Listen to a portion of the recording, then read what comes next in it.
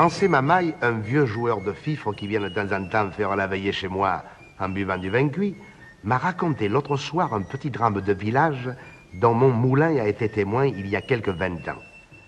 Le récit du bonhomme m'a touché, et je vais essayer de vous le redire tel que je l'ai entendu. Imaginez-vous pour un moment que vous êtes assis devant un pot de vin tout parfumé et que c'est un vieux joueur de fifre qui vous parle. Notre pays, mon bon monsieur, n'a pas toujours été un endroit mort et sans refrain comme il est aujourd'hui. Auparavant, il s'y faisait un grand commerce de meuneries et dilué à la ronde, les gens des masses nous apportaient leur blé à moudre. Tout autour du village, les collines étaient couvertes de moulins à vent. De droite et de gauche, on ne voyait que des ailes qui viraient au mistral par-dessus les pins.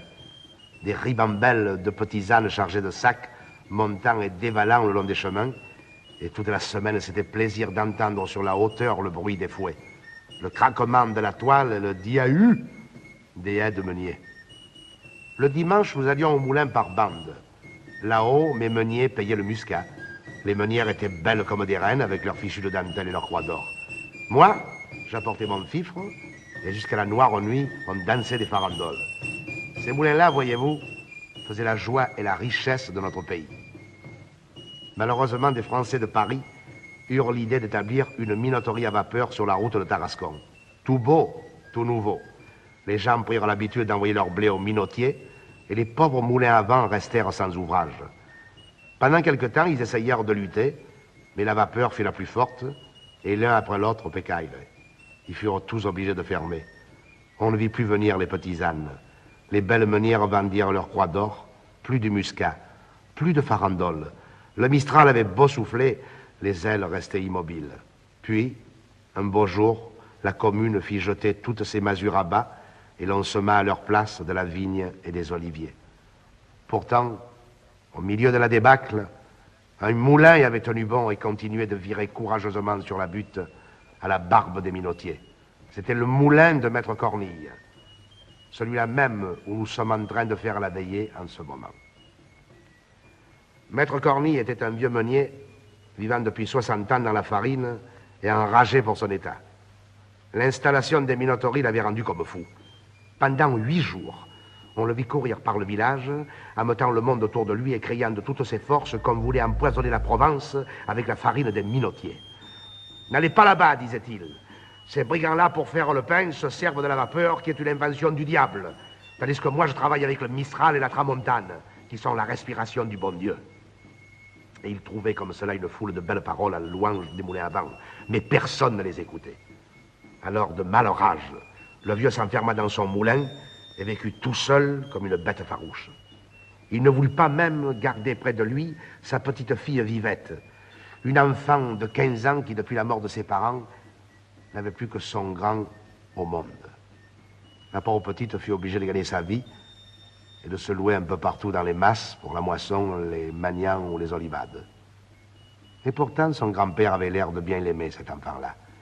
Il lui arrivait souvent de faire ses 4 lieues à pied par le grand soleil pour aller la voir aux masses où elle travaillait, et quand il était près d'elle, il passait des heures entières à la regarder en pleurant. Dans le pays, on pensait que le vieux meunier, en renvoyant Vivette, avait agi par avarice. Et cela ne lui faisait pas honneur de laisser sa petite fille ainsi traîner d'une ferme à l'autre, exposée aux brutalités des Weiles et à toutes les misères des jeunesses en condition. On trouvait très mal aussi qu'un homme du renom de Maître Cornille, et qui jusque-là s'était respecté, s'en alla maintenant par les rues comme un vrai bohémien, pieds nus, le bonnet troué, la taillole en lambeaux. Le fait est que le dimanche, lorsque nous le voyions entrer à la messe, nous avions honte pour lui, nous autres, les vieux. Et Cornille le sentait si bien qu'il n'osait plus venir s'asseoir sur le banc d'œuvre. Toujours il restait au fond de l'église, près du bénitier, avec les pauvres. Dans la vie de Maître Cornille, il y avait quelque chose qui n'était pas clair. Depuis longtemps, personne au village ne lui portait plus de blé, et pourtant les ailes de son moulin allaient toujours leur train comme devant. Le soir, on rencontrait par les chemins le vieux meunier poussant devant lui son âne chargé de gros sacs de farine. « Bonne vin pour Maître Cornille !» lui criaient les paysans. « Ça va donc toujours, la meunerie ?»« Toujours, mes enfants !» répondait le vieux d'un air gaillard. « Dieu merci, ce n'est pas l'ouvrage qui nous manque. » Alors, si on lui demandait d'où diable pouvait venir tant d'ouvrages, Il se mettait un doigt sur les lèvres et répondait gravement « Motus, je travaille pour l'exportation. Jamais on n'en put tirer davantage. » Quant à mettre le nez dans son moulin, il n'y fallait pas songer. La petite vivette elle-même n'y entrait pas. Lorsqu'on passait devant, on voyait la porte toujours fermée, les grosses ailes toujours en mouvement, le vieil âne broutant le gazon de la plateforme et un grand chat maigre qui prenait le soleil sur le rebord de la fenêtre et vous regardait d'un air méchant. Tout cela sentait le mystère et faisait beaucoup jaser de monde. Chacun expliquait à sa façon le secret de Maître Cornille, mais le bruit général était qu'il y avait dans ce moulin-là encore plus de sacs d'écus que de sacs de farine.